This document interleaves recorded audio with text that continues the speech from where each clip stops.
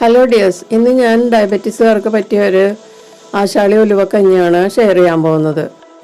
അരിയിലും ഗോതമ്പിലും gluten അടങ്ങിയിട്ടുള്ളത് കൊണ്ട് അരി കൊണ്ട് തയ്യാറാക്കുന്ന ആശാളി ഉലുവ കഞ്ഞി കഴിച്ചാൽ ഷുഗർ ലെവൽ കൂടുമെന്നുള്ളതിൽ സംശയമില്ല. അപ്പോൾ ഇതുപോലെ തയ്യാറാക്കുകയാണെങ്കിൽ നമ്മളുടെ ഷുഗർ ലെവൽ കുറയുകയും ബോഡി വെയ്റ്റും കുറയുകയും ചെയ്യും. അപ്പോൾ നമുക്കിതെങ്ങനെയാണ് തയ്യാറാക്കുന്നതെന്ന് നോക്കാം. 1/2 കപ്പ് ലിറ്റിൽ മില്ലറ്റ് 1/2 കപ്പ് വെള്ളത്തിൽ 2 മണിക്കൂർ കുതിർത്തിയതാണിത്. ഇത് ഞാൻ ഉപയോഗിച്ചിരിക്കുന്നത് പേൾ ഇനത്തിൽപ്പെട്ട ലിറ്റിൽ മില്ലറ്റാണ്. ഇത് നമുക്ക് സൂപ്പർ മാർക്കറ്റുകളിൽ നിന്ന് വാങ്ങിക്കാൻ കിട്ടും. ബജറ എന്നും പറയും, ഇതിനെ പേൾ മില്ലറ്റ് എന്നും പറയും.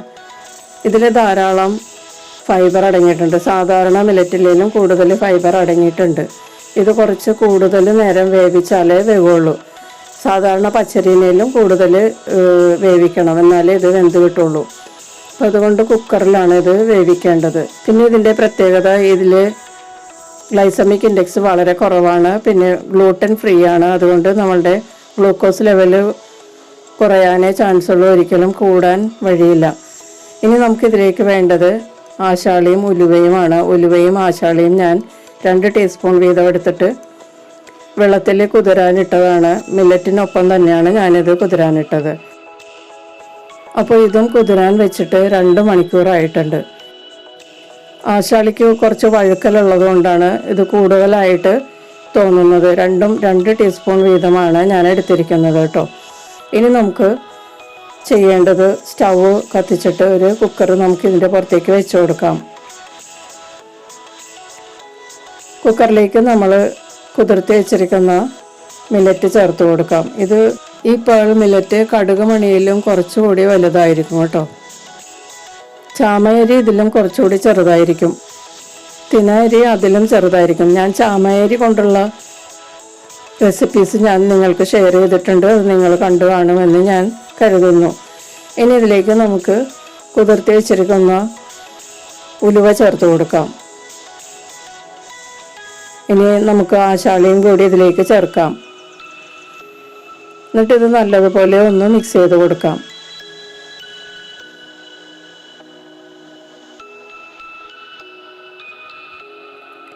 ഇനി ഇതിലേക്ക് 2.5 കപ്പ് വെള്ളവും കൂടി ചേർത്ത് കൊടുക്കാം.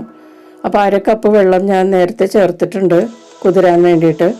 ഇനിയിപ്പോൾ 2.5 കപ്പും കൂടി ചേർത്ത്, അപ്പം മൊത്തത്തിൽ 3 കപ്പാണ് ഞാൻ ഒഴിച്ചിരിക്കുന്നത്. പിന്നെ നമുക്കിത് വെന്തതിന് ശേഷം ലൂസ് പോരെങ്കിൽ നമുക്ക് ആ സമയത്ത് ചേർത്ത് കൊടുക്കാം. കുക്കറിൽ വേവിക്കുന്നത് കൊണ്ട് താഴെ കരിഞ്ഞു പിടിക്കാൻ ഇടവരരുത്. അതുകൊണ്ടാണ് നമ്മൾ കുറച്ച് കൂടുതൽ വെള്ളം ഒഴിച്ചിരിക്കുന്നത്.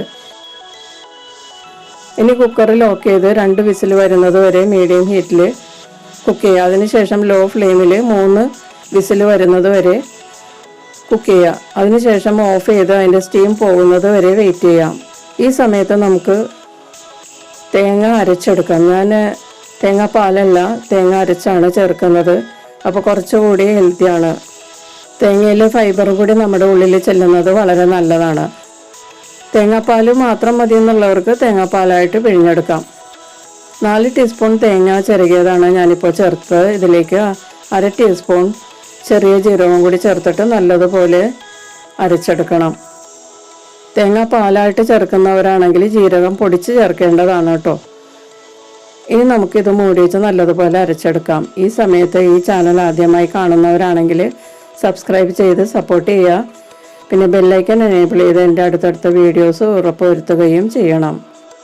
മില്ലറ്റ് വേവിക്കാൻ വെച്ചിട്ട് അത് നന്നായിട്ട് പാകമായിരിക്കുകയാണ്. ഞാൻ 2 വിസിൽ വരുന്നത് വരെ മീഡിയം ഹീറ്റിലും പിന്നെ 3 വിസിൽ വരുന്നത് വരെ ലോ ഹീറ്റിലും വേവിച്ചതിന് ശേഷം സ്റ്റൗ ഓഫ് ചെയ്തിട്ട് അതിൻ്റെ സ്റ്റീം എല്ലാം പോയിരിക്കുകയാണ്. നമുക്കിത് തുറന്നൊന്ന് മിക്സ് ചെയ്ത് കൊടുക്കാം.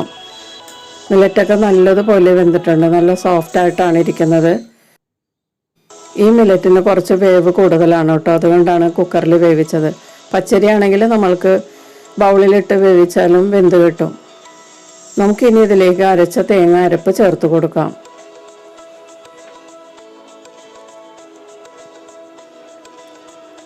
ജാറിൽ 1/4 കപ്പ് വെള്ളം ഒഴിച്ചിട്ട് ഒന്ന് ചുറ്റിച്ച് ഇതിലേക്ക് ചേർക്കാം. ഇനി നല്ലതുപോലെ ഒന്ന് മിക്സ് ചെയ്ത് കൊടുക്കാം. തേങ്ങ അരപ്പ് ചേർക്കുമ്പോൾ ലോ ഫ്ലെയിമിൽ വേണം നമ്മൾ കുക്ക് ചെയ്യാൻ കേട്ടോ. ഇനി ഇത് നല്ലതുപോലെ ഒന്ന് മിക്സ് ചെയ്ത് കൊടുക്കുക. ലോ ഫ്ലെയിമിൽ നല്ലതുപോലെ ഇളക്കി കൊടുത്ത് മിക്സ് ചെയ്യുക.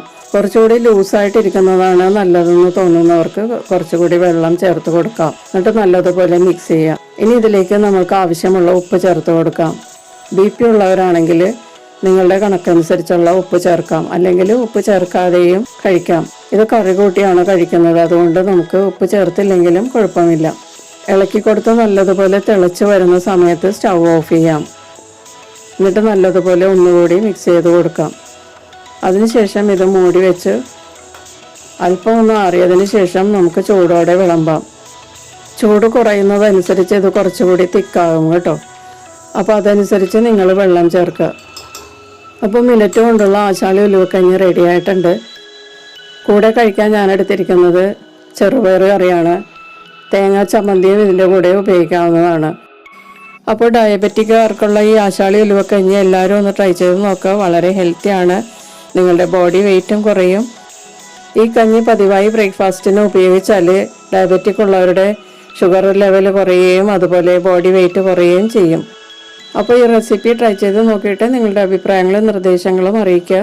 വീഡിയോ ഇഷ്ടപ്പെട്ടാൽ ലൈക്ക് ചെയ്യാൻ മറക്കരുത്. നമുക്ക് ഇതുപോലെ മറ്റൊരു റെസിപ്പിയുമായി വീണ്ടും കാണാം.